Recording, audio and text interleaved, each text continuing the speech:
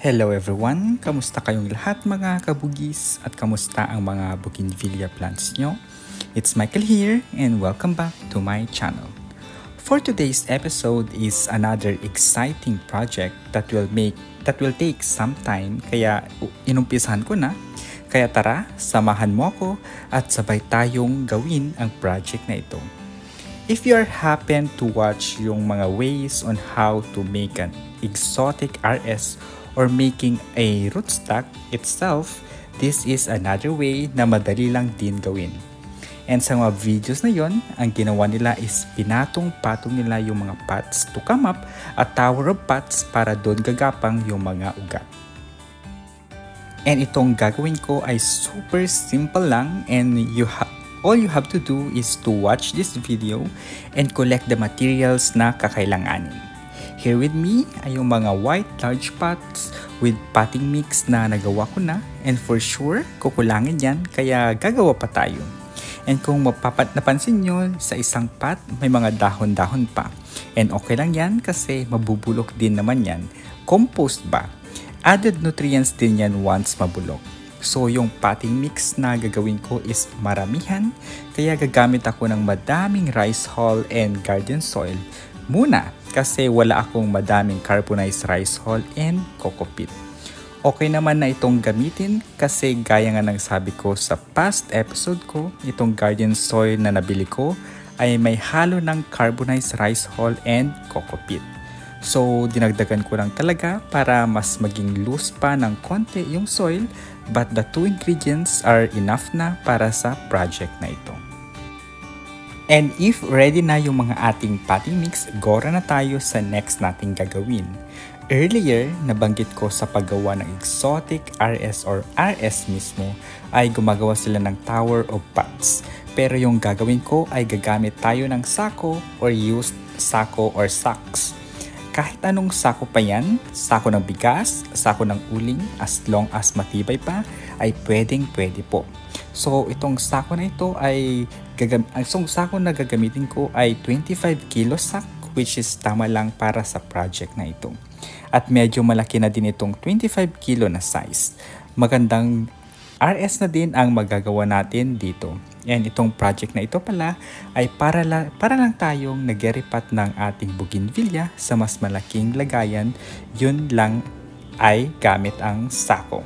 And ang kagandahan naman ng sako is pahaba siya at malaki yung space as playing ground ng mga soon-to-be big roots ng RS natin. And using sako as pot ay madali lang naman gawin. Yun nga lang, mas mangangailangan ka ng mas madaming potting mix. But of course, hindi naman yan masasayang ang potting mix kasi magagamit mo pa naman yan.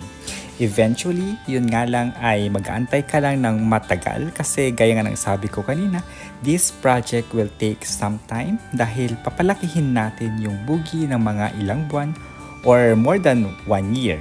Ito nga palang sako na 25 kilos yung size ay binili ko siya kasi yung nandito sa bahay ay 50 kilos, which is sobrang laki na, and baka magkulang ako ng potting mix.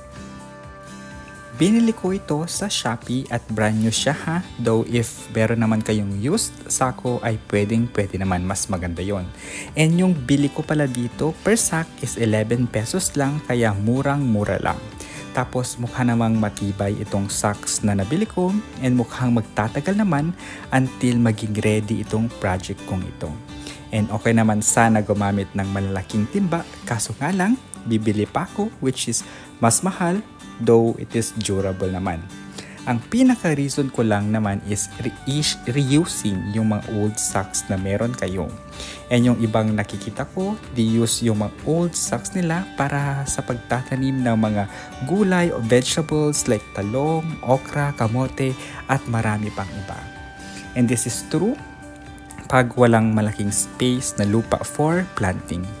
And dito naman sa project ko, halos lahat ng sulok ng bahay ay may tanim ng bougainvillea for root stocking, kaya wala na talagang space and magagamit na lang talaga tayo ng sako for root stocking. So yung isang 25 kilos na sako, nakagamit ako ng 3 malalaking white pots na potting mix. Ganun siya kadami at buti nilang madami akong stocks ng rice hull and garden soil.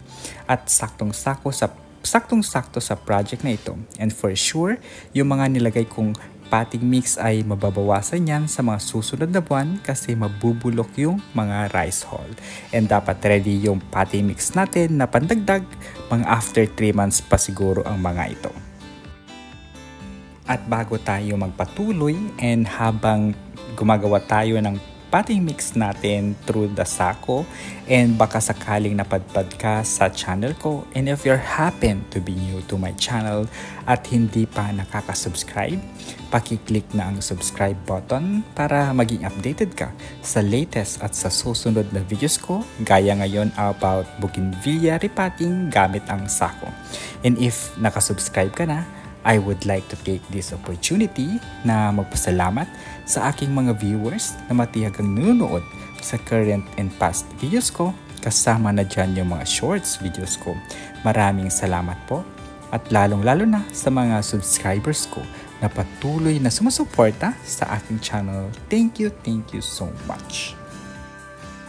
After ma-ready yung sako na may potting mix, pwede na nating ilipat yung bougainvillea natin. So yung gagamitin kong variety ay hindi ko alam, basta binuhay ko na lang ito and ayun, malaki na siya. If tatanungin niyo ako kung ano ba ang magandang variety na maganda sa project na ito and or yung root stocking na pwedeng gamitin na maganda, ang sagot dyan ay 21J series.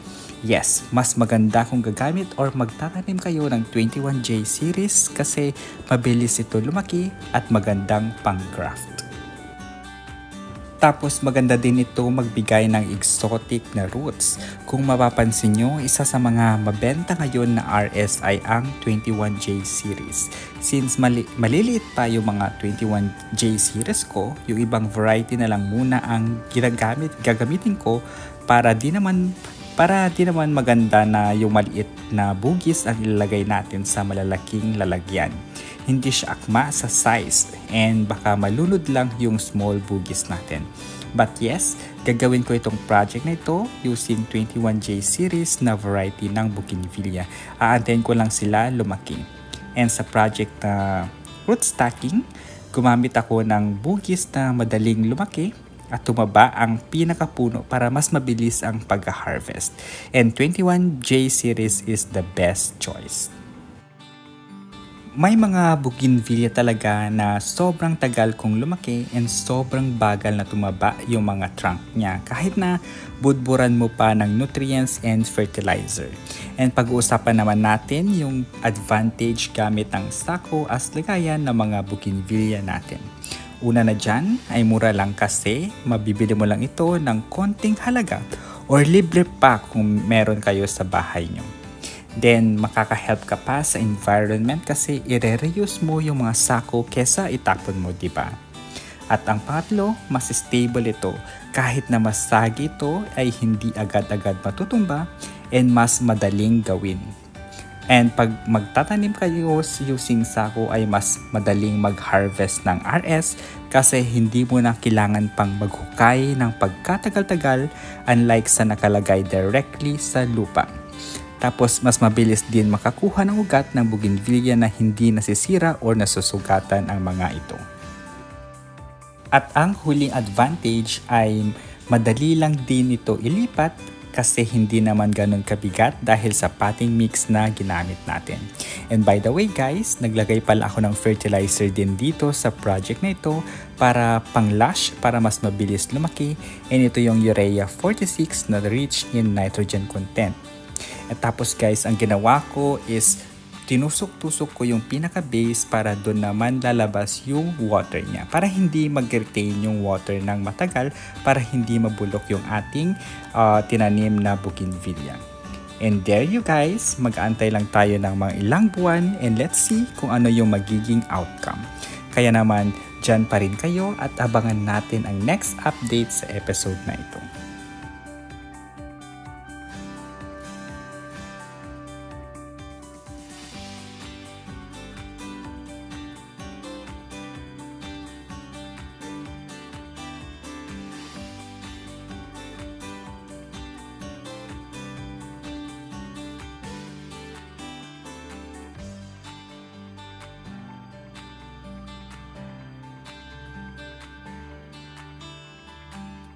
So ayun lang guys for today's video. Thank you so much for watching at makakaasa kayo na pagbubutihan ko pang gumawa ng mga relevant videos for bougainvillea. Kaya naman don't forget to subscribe, stay safe and healthy, and we'll see you in my next videos. Bye-bye!